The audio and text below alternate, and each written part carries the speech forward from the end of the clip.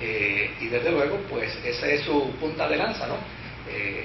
En nuestro grupo hay un profesor, teólogo, que era ministro de la Iglesia Mission Boal, y él está con nosotros apoyando este ministerio. Y desde luego, pues, me dice, sería bueno que usted lo escuche. Yo le digo, no, ya yo lo escuché. Ah, sí, usted lo escuchó, sí. Y sí, yo lo escuché, y tengo que decirle que él evade la historia. Si trabajara con la historia, él no pudiera decir ni siquiera la mitad de lo que dice, porque sería más honesto decir, mira, me quise hacer católico, porque ser católico no es una mala palabra. Y si alguien quiere ser católico, me parece que tiene que sea un buen católico. O sea, es todo lo que tiene que hacer. Pues mira, ¿quieres ser católico? Sé un buen católico. O sea, un católico que visite la iglesia, un católico de confesión, un católico de misa, un católico de buenas obras, pues sé un buen católico. Pero oye, no digas que saliste de la iglesia protestante para hacerte católico porque descubriste que la salvación estaba allá y no acá. Porque eso es faltar a la historia. Entonces, me dice, ¿usted cree? Le digo, sí. Me dice, a mí me gustaría que nos sentemos a conversar sobre ello. Yo le digo, yo estoy en la mejor disposición cuando quiera. Claro, lo que es interesante es que la persona no vino a hablar conmigo para discutir el tema, vino por otros asuntos. Pero fíjese que una de las cosas que vamos a ver hoy, como ya la estamos viendo, fíjese la transformación que sufre la iglesia en ese periodo. Es la transformación de una iglesia que primero fue perseguida, luego fue colaboradora con el imperio, y cuando vio el debilitamiento político, social y económico del imperio, entonces se fue por encima del imperio y subyugó. Sustituye el poder. Y va más lejos. Y va más lejos. Subyuga entonces al poder político. A tal punto que un emperador no podía hacer nada. Y fíjese que es un proceso diametralmente opuesto a la Iglesia Católica griega. La Iglesia Católica griega sigue reconociendo, todavía en el periodo medieval, sigue reconociendo al emperador como la primera figura. Pero en Occidente el fenómeno fue al revés, fue a la inversa. En Occidente, en ausencia del emperador, que era el Nacarile del Oriente, ¿se acuerdan? Ajá. En ausencia del emperador, entonces el Papa acá se convierte en el Papa político y en el poder político. Entonces, es interesante cómo entonces ese emperador, que ahora se convierte en el poder político, le dice a los políticos de Alemania, a los políticos de España, a los políticos de Italia, a los políticos de Francia, o sea, de toda la Europa, a los políticos de Inglaterra, de toda la Europa occidental, le dice, aquí quien mando soy yo, y yo me reservo el derecho de excomulgar a quien no se sujete a mi autoridad. Y abusaron del poder. Oh, eso lo vamos a ver ya mismito. O sea, la historia es la historia. Y la ventaja de los historiadores es que los historiadores, precisamente para ser historiadores, no pueden ser religiosos. Porque el historiador sabe, eso es interesante, el historiador sabe que si es historiador y religioso, a la misma vez contamina la historia. Sí, porque se permea el pensamiento. Claro. Sí, sí. De hecho, por esa razón, fíjese que toda la historia antigua está conocida como mitológica. ¿Por qué está reconocida como mitológica? Porque la historia antigua está vinculada con la religión. Entonces, no puede existir una historia prístina, limpia, si está mezclada con la religión. Porque, con toda honradez, la religión puede contaminar los procesos históricos. Mire, tan sencillo como esto. Todo el mundo ala la sardina. En estos días pasados vino una persona y me dice, oiga, pastor, contésteme una pregunta. Digo, adelante. Me dice,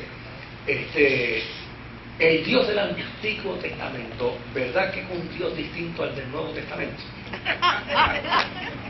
Le digo, no, es el mismo. Dice, bueno, pues entonces eso quiere decir que ese Dios se convirtió. Se convirtió así. Se convirtió, cambió de pensamiento. O en su defecto la Biblia se contradice. Y yo le digo, ninguna de las tres cosas. Y la persona me dice, digo, ninguna de las tres. Ni hay contradicción, ni Dios se convirtió, ni el Dios del Antiguo Testamento es distinto al Nuevo. Dice, y entonces, ¿qué es lo que pasa aquí? Le digo, aquí lo que pasa es que hay una contaminación de la historia desde una perspectiva religiosa. Y cuando la historia se vincula con la religión, entonces empiezan a subir los procesos de conveniencia de la saga, de la historia del pueblo. Y es bien fácil a Israel justificar los crímenes que cometió diciendo que cosa Dios me mandó a hacerlo. Y es fácil para el pueblo de Israel decir, no, teníamos que hacerlo porque si no estábamos amenazados por Dios, porque Dios nos dijo, si no matas las mujeres, los niños, las cabras, las gallinas, los conejos, si no matas todo lo que estaba allí, yo te mato a ti. Entonces, como resultado de ello, se levantaba precisamente ese fenómeno. Ahora, la gran pregunta es, ¿fue Dios quien los mandó? Pues mire, lo interesante es que en el Antiguo Testamento escuchamos planteamientos de los profetas, porque un dato interesante era que quienes mandaban a matar en nombre de Dios eran los sacerdotes, pero los sacerdotes estaban vinculados al imperio, al reino.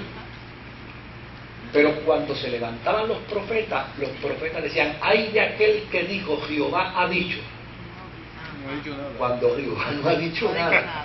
¿Ves? Entonces, en ese sentido, uno descubre que el Dios del Antiguo Testamento y el Dios del Nuevo Testamento es el mismo. Dios nunca ha patrocinado la injusticia, Dios nunca ha patrocinado el abuso, Dios nunca ha patrocinado el atropello. Pero desde luego, era bien fácil para un pueblo que está narrando su historia, porque el Antiguo Testamento es la narrativa de la historia de un pueblo en su relación con Dios. Pues cuando ellos no podían justificar lo injustificable, ¿qué era lo más fácil?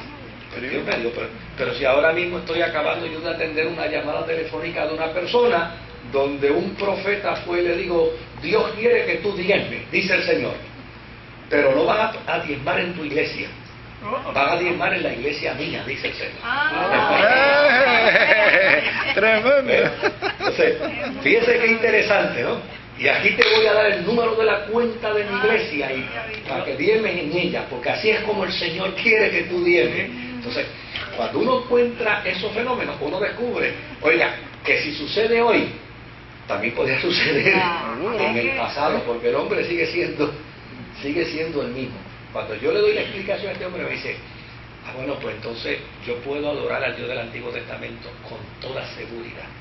Él es el mismo, ayer, hoy y por todos los siglos, por siempre. Entonces esa historia donde el pueblo de Israel entra, invade, por ejemplo, la vieja de leche y miel que sacaron la gente y pelearon, son decisiones personales del pueblo. Podemos adjudicar de que eso fue parte del plan de Dios. Personalmente yo creo, y aquí pueden haber, claro, pero personalmente yo creo que Dios no hace cohecho con nadie, porque eso es lo que dice la Biblia. Yo, Jehová, no patrocino el cohecho. Es decir, Dios no se pone de acuerdo para hacer una maldad. Dios no hace injusticia contra nadie. Claro, yo sí entiendo que Israel tenía derecho a la tierra que Dios le iba a dar. Pero Dios le iba a dar esta tierra no porque se la iba a quitar a otros, es porque Dios se la había otorgado mucho tiempo antes.